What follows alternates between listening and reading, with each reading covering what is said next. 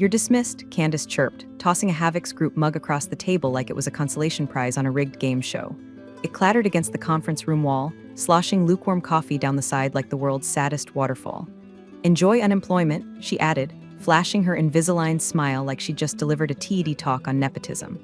I didn't say a word, not when she called me dead weight, not when she said the company only existed because of her last name, and not even when she fake apologized that these decisions are never personal.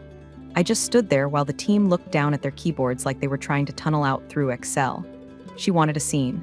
I gave her silence. That was my power move. What I really wanted to do was laugh. Because if this company existed because of her last name, then someone should have told her daddy dearest it was my signature on the 2012 licensing carve-out that made the algorithm legal in the first place. But sure, Candace, tell the team again how your visionary leadership turned a strip mall call center with 2 working phone lines into a $300 million valuation. Oh, and while I've got your attention, let me sneak in something real quick before the story picks up steam.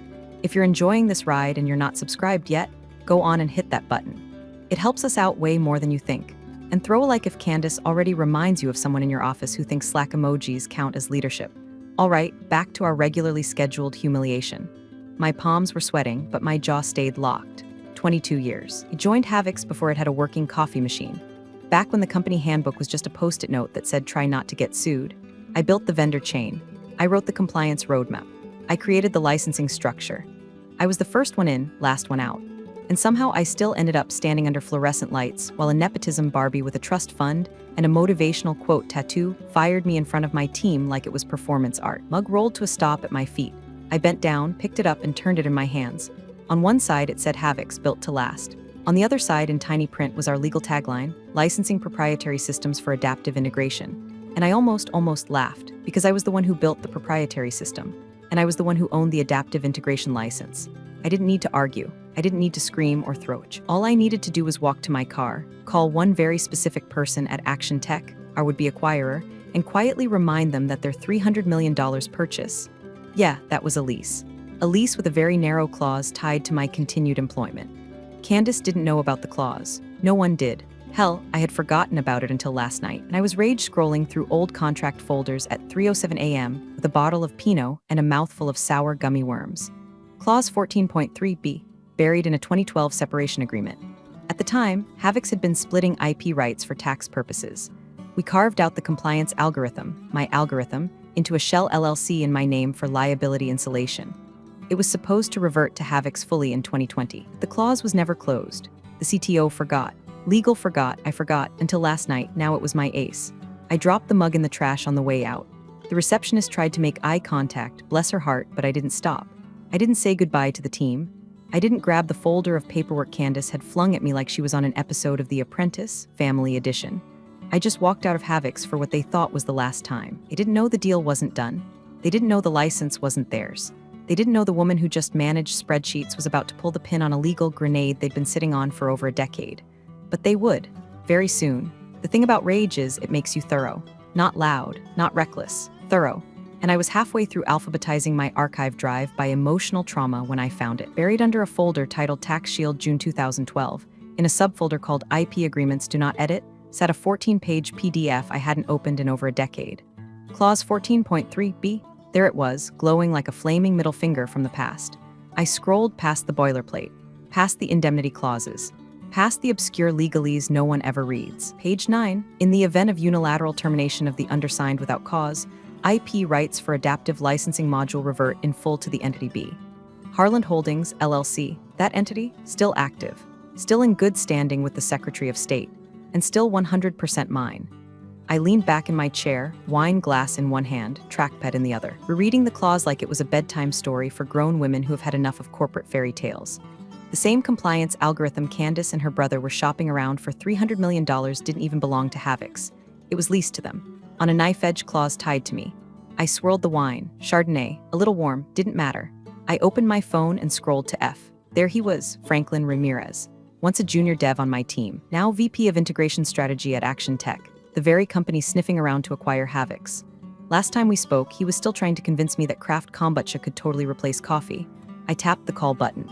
Beth, his voice had the warm shock of someone hearing from a ghost they owed money. Hey Frank, long time, you disappeared. Everyone thought you retired to raise alpacas in Oregon or something. I laughed. Not quite. Listen, I need 5 minutes, something about the Havoc's acquisition. Privately, silence, then go on. I wrote the adaptive licensing module. You're acquiring that tech, right? Yeah, it's the core asset. He paused. Wait, you wrote that. I also own it. Come again? Clause 14.3b. From the 2012 IP carve-out, the licensing is tied to my LLC. It reverts to me if Havoc's terminates me without cause. Frank cursed softly. They fired you, he asked. Like he couldn't quite believe the level of corporate incompetence he was hearing. 15 minutes ago, I said. Candace threw a mug at me, said the company exists because of her last name. He groaned. Jesus Christ, I'm sending you the clause. You'll want your legal to verify it, quietly. You want to kill the deal? I want it done right, and I want them to learn something about gratitude before they choke on it. More silence. Then send it. I'll get back to you tonight. I did, along with timestamped confirmation that B. Harland Holdings, LLC was still the licensee of record. I also attached the original dev logs, just in case anyone wanted to pretend I hadn't built the damn thing line by line, while Candace was still studying abroad and Tyler was vomiting into a campus fountain. I didn't expect fireworks. Not yet. This was just the fuse. Later that night, as the house settled into that late evening quiet where you can hear your own thoughts sneaking around, my phone buzzed. Franklin had replied with a single sentence. Our counsel is very, very interested in speaking to you directly. I smiled, refilled my wine, and clicked open the clause again. It read sweeter than dessert. They thought I walked away humiliated. They thought I had no cards left, but I had the contract. I had the license. And now I had the buyer's attention. The board email hit my inbox like a spitball lobbed from across the cafeteria. Subject line, leadership transition and deal finalization update. I already knew what it said. Hell, I could have written it for them in my sleep, complete with the empty HR-friendly jargon. But I opened it anyway, more out of morbid curiosity than masochism. It was worse than I expected. Candace was stepping into an elevated strategic leadership role, while Tyler would be spearheading final integration efforts with the acquiring team. That's corporate speak for Daddy gave us the keys to the $300M car. Hope we don't drive it into a lake. No mention of me. No acknowledgement that the very system they were selling came out of my garage/basement/backbreaking weekends. According to this glowing email, I had never existed. I was just a nameless former contributor whose value had conveniently expired right before the champagne popped. I'd built the skeleton, written the nervous system, architected every logical limb of that compliance algorithm. But now Tyler, who once thought API was a car insurance company, was listed as technical point of contact. I closed the email and stared out the kitchen window for a long time. Just me, a crusty coffee mug, and the cold rage of a woman erased. The first crack came 2 days later. Franklin pinged me. You should hear what just happened on the legal sync call. Apparently, Tyler had joined the call 15 minutes late, shirt untucked, holding what appeared to be a Red Bull and a stress ball shaped like a butt. He proceeded to fumble through a document review where he referred to indemnification as that clause that keeps us from getting sued or whatever, and called an NDA a vibe blocker. At one point, he claimed he had personally overseen the encryption layer that safeguarded client-side data. I nearly choked on my microwave popcorn. Tyler once asked if encryption meant putting a password on an Excel file. By the time the buyer's legal team wrapped, Franklin messaged me again. Their lead counsel mouthed with the F to me on camera. Not kidding. I wanted to feel vindicated. Instead, I felt the slow, bitter ache of watching something you love be manhandled by morons in designer loafers. But it was the email I got later that night that really twisted the knife. No subject line, no signature, just 5 words, we thought you'd be there. It was sent from a burner account, probably a junior buyer who couldn't risk being seen contacting me, but it landed like a punch. I sat there staring at the screen, rereading it over and over, like if I blinked the meaning would soften. Didn't they expected me to be in that room? They thought someone competent would be there to steer the ship. Someone who knew which clauses mattered, which technical diagrams were outdated, which promises were safe to make, and which would send compliance into a tailspin. They were expecting me. And now they were getting frat boy Tyler and Queen Bee Candace high on their own delusions. That night, I poured a second glass of wine and opened a folder I hadn't touched in years. License control materials. Inside, flowcharts, change logs, early memos, invoice trails, and a treasure trove of receipts they'd prayed I didn't keep. I started forwarding select files to my attorney. Original architecture sketch signed by me and initialed by then CTO, email chain confirming my LLC was set up for IP protection. Invoice showing Havoc's paid my LLC quarterly licensing fees until 2020. An internal Slack export where Candace once typed, LOL, what does Beth even do anymore? That one wasn't necessary, but it was fun. My attorney replied within the hour, these are excellent, keep going. We may not need to use them, but if we do, these are bullets in the chamber. I wasn't interested in revenge for revenge's sake. This wasn't about payback. This was about facts, ownership, truth. I didn't need to ruin their careers, just needed to let gravity do its job when the floor gave out. And believe me, after the nonsense Tyler just spewed to Action Tech's lawyers, that floor was starting to crack. The reversion notice went out at 9:06 a.m. sharp. One clean, unassuming email from my attorney to Havix's legal inbox and a CC to Action Tech's counsel. Subject line, Notice of License Reversion Adaptive Licensing Module. 6 sentences, zero drama, but the impact. Oh, sweetheart, that email had the potential to rip a $300 million rug out from under every smug loafer in that glass office tower. My hands were steady. No shaking, no hesitation. I even brewed myself a cup of coffee while it sent, because I'm a firm believer in proper rituals when you're about to drop a quiet bomb on people who called you obsolete. The license, per clause 14.3b, was now formally revoked from Havix, effective immediately. The moment they terminated me without cause, and oh, did we have plenty of documentation proving it wasn't for performance, the rights reverted to be Harland Holdings, LLC, which was, in every legal and financial sense, me. They could keep the branding, keep the dumb mugs, but the brains behind the product, that walked out the door with my tote bag and parking pass. I didn't call Candace, didn't text anyone on the team, go nuclear on Slack or post a passive-aggressive farewell on LinkedIn. No grandstanding, no speech. Just a simple back-end update on the licensing server that I still had admin access to because someone forgot to revoke my credentials. Idiots. I logged into the Havix compliance dashboard, clicked into the licensing system, and adjusted one field. Vendor, Havix Group Inc. Right arrow pending third-party authorization underneath in gray text. I added status, awaiting signature, B. Harland Holdings, LLC, and then I activated the watermark. Every document related to the adaptive licensing module now bore a faint overlay in the lower right corner. Provisional license, B. Harland Holdings, LLC, all rights reserved. It wasn't loud. It wasn't threatening. It was just there. A soft legal whisper across every spec sheet, flow diagram, and user interface blueprint. By noon, the buyer's tech team had noticed. Franklin texted, "Hey, did you update the license metadata? The docs are flagged awaiting signature." I replied with a single emoji. Shushing face an hour later, Action Tech's legal team pinged Havix with a request for clarification. One of their junior counsels sent a polite, low-pressure note asking why the system files were watermarked by a third-party vendor not listed in the original deal doc. Candace, of course, assumed it was a glitch. I know this because Franklin, God bless him, forwarded me her internal reply from the shared Slack channel, just a formatting error or dev hiccup. Tyler said the sandbox isn't syncing properly. We'll fix it. Sure you will, sweetie. Meanwhile, Tyler had no idea how to even access the sandbox environment.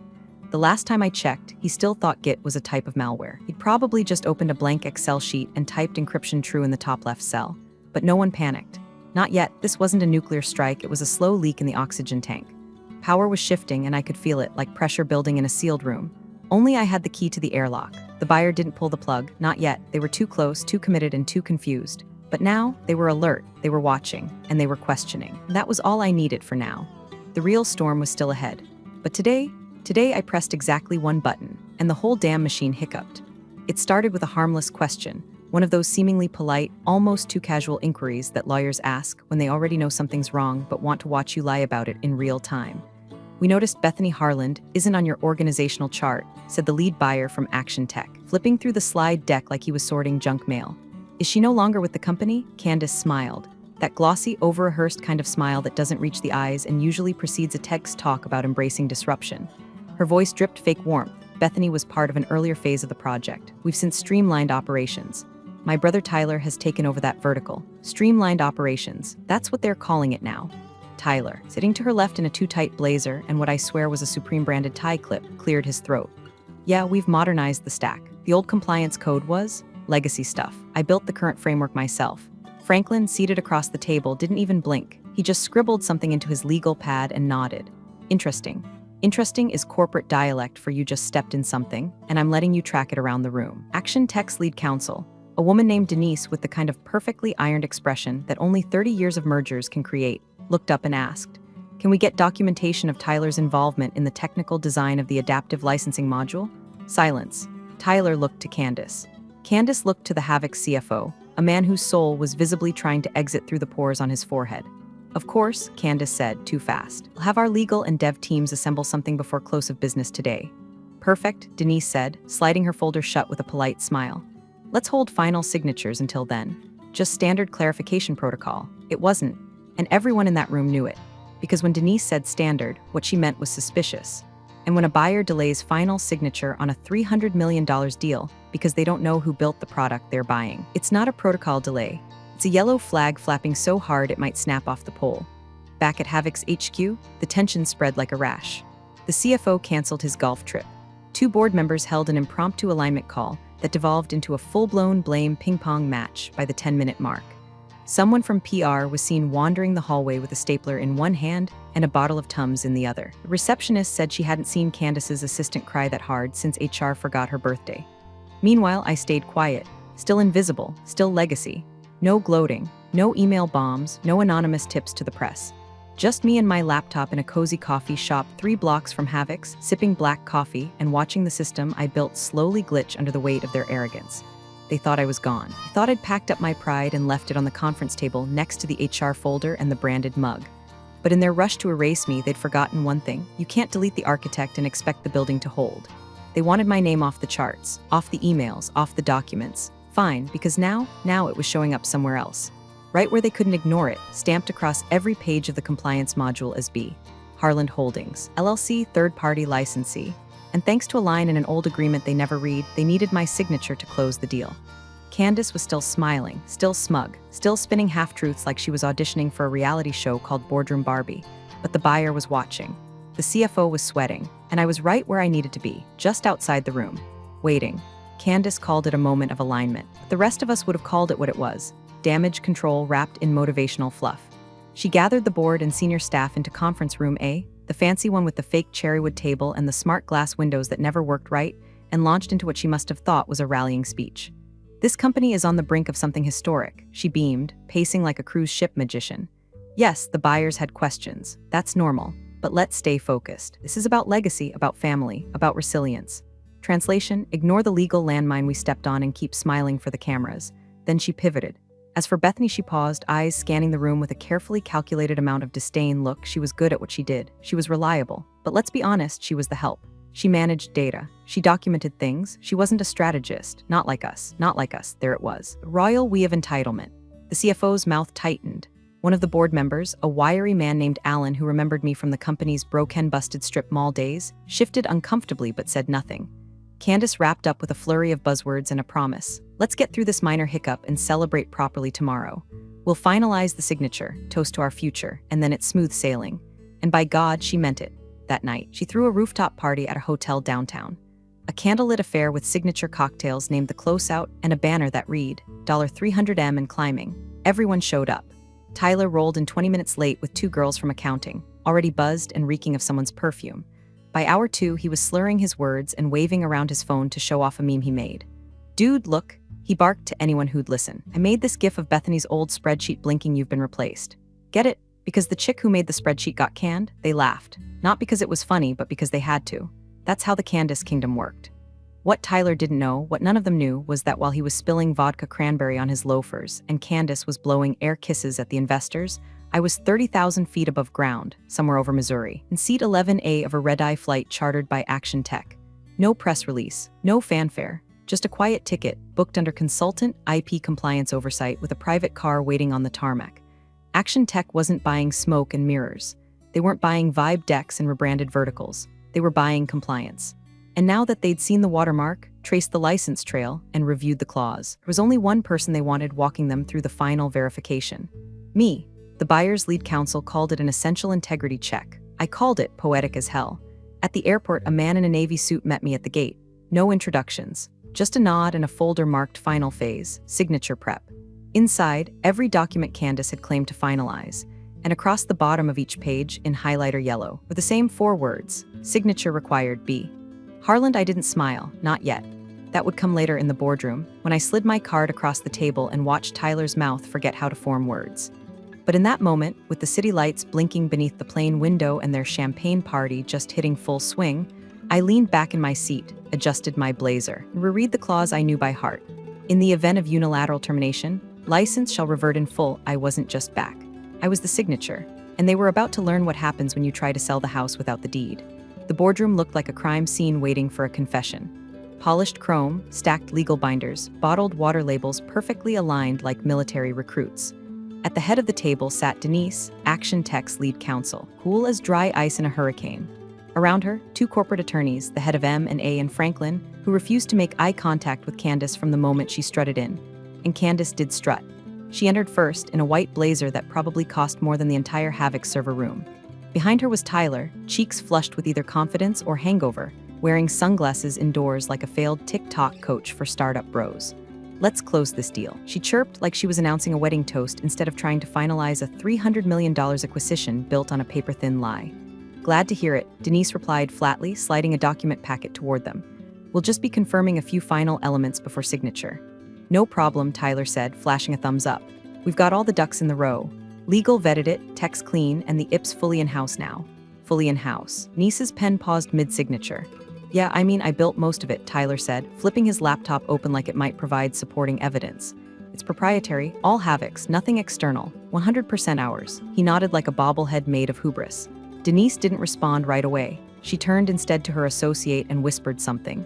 He tapped something into his tablet and slid it back to her. She read the screen for 2 seconds and calmly asked, "Then why does every file in the adaptive licensing module repository list a third-party watermark?" Candace blinked. "What?" Franklin cleared his throat loudly. Tyler tried to bluff. "Oh, that, yeah, I think that's like legacy metadata. From when Bethany ran some beta stuff years ago. It's been replaced, has it?" Denise asked, flipping open a folder. She pointed to the lower corner of a printed schematic, my schematic, because this was generated 2 weeks ago. Tyler looked to Candace.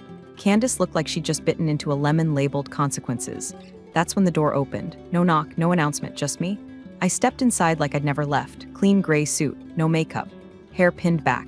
A plain leather folder in one hand, and in the other my Havoc's badge, already deactivated but still gleaming like a bullet casing. Candace flinched so hard her bracelet snapped against the table. "What the hell is she doing here?" she hissed, nearly knocking over her kombucha bottle. Denise didn't blink. "Bethany Harland has been asked to join the meeting by Action Tech. As the legal licensee of the core IP you're attempting to sell, she's essential to closing." Tyler actually laughed, a single snort that died in his throat when Franklin finally looked him square in the eye and said, "She's the only one who can sign the license transfer." I didn't sit at the head of the table. I walked to the far end, pulled out a chair, and sat without a word. Not out of weakness. Control. The quiet kind. The kind you earn through years of being dismissed, then proving why that was a mistake they'd never recover from. Candace tried to salvage it. "This is ridiculous. She doesn't even work here anymore." Denise flipped to another page, which is precisely why Section 14.3b triggered. IP ownership reverted to her LLC the moment you terminated her. It's enforceable, confirmed by 3 separate legal reviews, and already entered into discovery.